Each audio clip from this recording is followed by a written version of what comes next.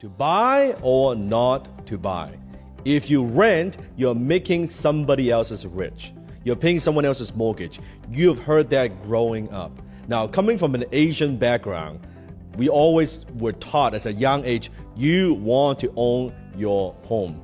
You want to have a roof over your head no matter what. Now, I was born in Hong Kong. In Hong Kong, a lot of people's dreams, their entire dreams in life is to own a home. So should you buy or should you rent?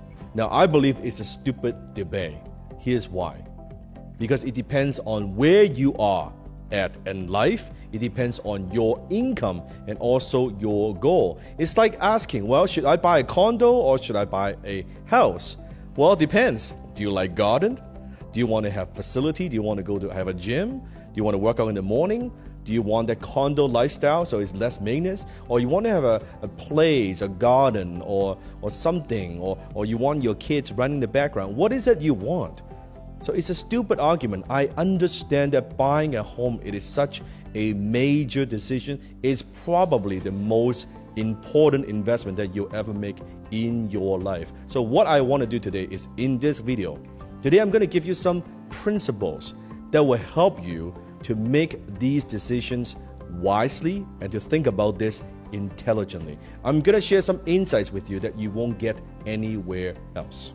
Question number one, can you really afford it? If you look at a lot of these charts, you see the cost of rent versus the cost of housing, and you can see that if you live in any major cities, you know prices of houses are so expensive. Real estate is expensive. So with your current income, you may not be able to buy at all, and that's okay. Because it might take you years and decades to save up enough money just for the down payment. And then even then, it's always a stretch to make that monthly mortgage payment. Then don't buy, rent. Question number two, is it cheaper to rent than to buy?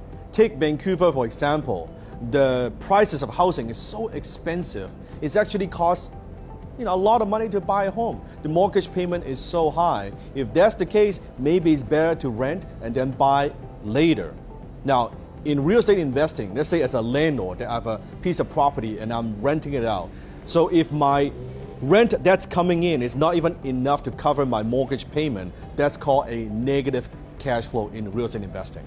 So you look at Vancouver, a lot of houses are actually negative cash flow. If that's the case, you calculate, if I take a mortgage, let's say my monthly payment would be $3,500, but if I actually just rent the same place, it may be only $2,800 or even $3,000. So the landlord is actually losing money every month for you to live there. But the landlord is counting on that appreciation, right? But you, as a tenant, that's okay, you save a few dollars. Then maybe you use that money towards something else. Maybe starting your business or developing a side hustle. Number three, rent if you are still earning and learning. What do I mean by that? Maybe you just graduate, maybe just starting your business. You're trying to figure things out. You're trying to figure what is your career, what is your strength, what is the ideal location for you to prosper. You never know, because there may be an opportunity in some other cities that you may have to move, you might have to travel. For that, I recommend you to rent.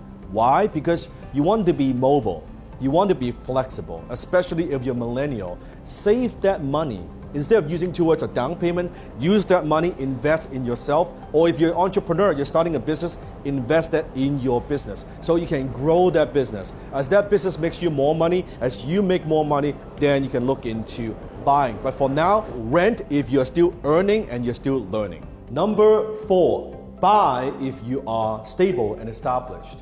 Let's say you're close to 30 years old or you're over 30 years old and you have a good career and you have good income coming in, that you could afford to buy a home in a good location, in a good neighborhood, and still have money left over, you buy. Or as a couple that you're working together, maybe you and your husband and wife both have jobs, or you guys are working in a business together, then you buy. You buy because you are starting a family and you want to have a place where you can see your kids grow up. Number five, buy if you are an entrepreneur and not yet an investor. Why? Because I know you as an entrepreneur. You see, as an entrepreneur, we like to take risk. Sometimes the opportunity is right. You bet the farm. I know you. Comment below. So what happens is a home, it is not an investment. It is a saving plan for you. Think of your primary residence as your saving account. If you look at it that way, it is a forced saving plan for you. So in case your business goes through ups and downs, you're putting money aside, right? You're not betting everything you have in your business. Yeah, you notice if you stop paying your mortgage, you'll be out on the street very, very quickly. And somehow, as an entrepreneur, you'll be creative enough that you will find the money. Good. So that every month, you're putting money in your mortgage, that's just your savings account. In case something happens to your business, in case you experience the ups and downs, at least you put a little bit of money aside, you build up a little bit of equity in your business. Yes, that's a little bit of buffer. Believe me, I learned this the hard way. Entrepreneurs were sometimes overly optimistic, right? We think everything is going to be so good, everything is going to go so well, but sometimes you never know. So if you are an entrepreneur, buy. Number 6, buy if you're financially successful.